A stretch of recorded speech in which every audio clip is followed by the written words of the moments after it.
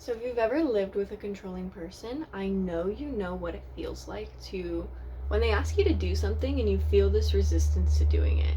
And their, demands of you can seem reasonable on the outside. They can seem fair, but you can feel that resistance, like something is wrong, and you start to like underfunction. Like if you grew up in a toxic family, you know what it's like to be constantly shamed for not doing enough, not doing your dishes enough, not cleaning enough, all of these things.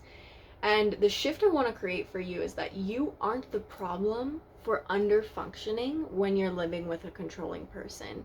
And once you understand this, it's going to make so much sense to you why you aren't the problem, so that you can have the self-worth and the self-esteem that you deserve. Because as a reasonable, respectful individual who takes responsibility for themselves and their emotions, you deserve the self-worth to know that you are good enough, and to stop being victim to these like shame and gaslighting spirals that controlling people put you in. So what is underneath the controlling demand? This is what we really want to understand. So with control usually comes like narcissistic traits and manipulative traits, and controlling demands are usually manipulative in nature. So whenever we're dealing with manipulation, we want to look deeper than the surface level. And so underneath a person's controlling demand, let's give an example. So let's see. So when a controlling person demands anything of you, they don't actually care about what they're asking you to do. They don't care if the dishes get done. They don't care if you clean your room or not. They don't actually want the dishes to be done. They don't actually want your room to be clean, whatever it is. What they want is for you to regulate their emotions for them and to be their emotional slave. So underneath a controlling demand is an energetic contract that you will regulate their emotions for them. Anytime, what control is a really unhealthy coping mechanism to regulate one's emotions. So at some point in time, controlling people learn that they don't have to take responsibility for themselves or the responsibility to learn how to regulate their emotions. What they can do is control the others around them. And so, we can see this is on an emotional level, and we can see this with like physical slaves on a physical level.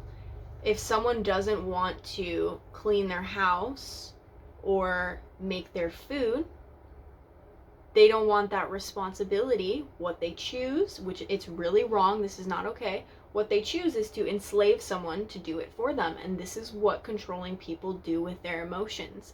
They don't want to learn how to regulate their emotions, so they choose to enslave the people around them to be their emotional slaves. And this is why you feel that resistance when they're asking you to do something, because they're not asking you to do the dishes. They're asking you to be their emotional slave. And no one wants to do that. Like, that doesn't feel good. That's not fair. And especially that's not something that you should be experiencing from a parent or anyone. And when you live with a controlling person, it's the reason why you underfunction, why it's harder for you to do the dishes, why you might leave your dishes in the sink more often, you might not clean as much, you may be underfunctioning, is because you have to spend double the energy to exist in this environment. So not only do you have to regulate your own emotions, you have to regulate their emotions for them. And if you don't regulate their emotions for them, they will blow up at you.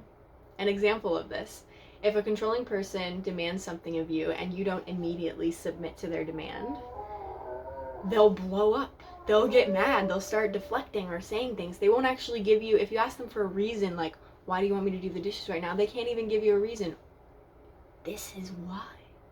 Because the bid was they were dysregulated about something in the moment. It could have been anything, whatever caused an emotion in them.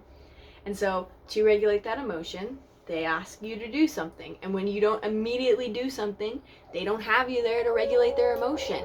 So they can't answer your question because they're completely dysregulated, because you didn't do what they needed you to do. So that's why they blew up at you when you question them.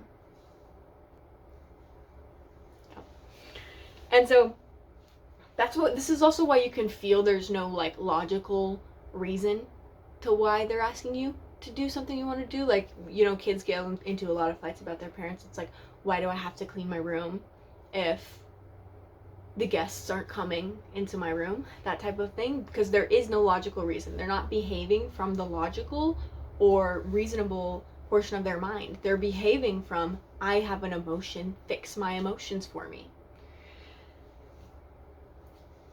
And so, you know, once you understand this, you can have a lot of love for yourself and like see that, like, you know, it makes total sense that you lack energy to do the things that you want to do, that it's harder to clean, it's harder to make food for yourself, it's harder to eat, all of these things because you have someone, especially, so this is especially like even more like harmful with like strongly narcissistic controlling people, which controlling people are usually narcissistic, but if you don't do what they want you to do, which is regulate their emotions, then you're gonna have to deal with the fallout, which can be screaming, insults, rejection, silent treatment, all of these things. So it's like either way you lose energy, either way you lose. It's a double bind. Like, it's either you submit to their control and you do what they say and you become their emotional regulator, or you know, push back and have boundaries and they punish your boundaries. So either way, you're gonna have to be in this loop of like processing emotions that you shouldn't have to process, whether it's their emotions or the emotions that are caused from their abuse.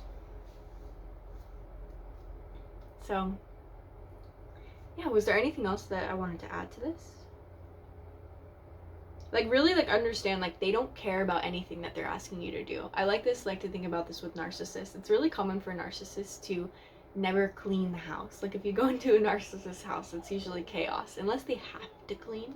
I'll have another video on that soon. But they don't clean their house. So why the fuck are they constantly getting mad at you for not cleaning? Or like, you know, trying to you need to be perfect and like do everything that they ask you to do, because it has nothing to do with the tasks that they're asking you to do. The demand is that you regulate my emotions for me and you be my emotional regulator. That's the demand. And that's why it feels so unfair, and that's why you feel that resistance. So I hope this was helpful for you. You're not the problem. And understand that like you're gonna prove yourself right.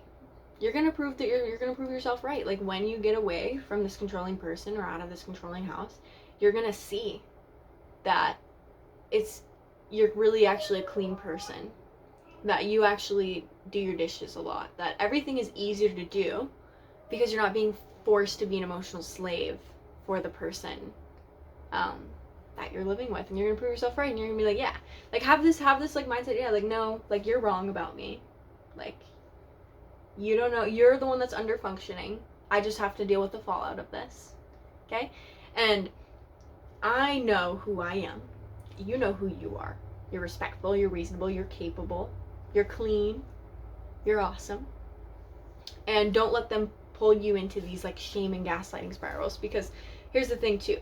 They feel shame about themselves. So it's a whole big web cycle of abuse, right? It's like they make you their emotional slave, but then they shame you for not being their emotional slave, but then they cover it up behind all these manipulative tactics of like, I'm not asking you to regulate my emotions, I'm just asking you to do the dishes because you need to be a helpful member of this household.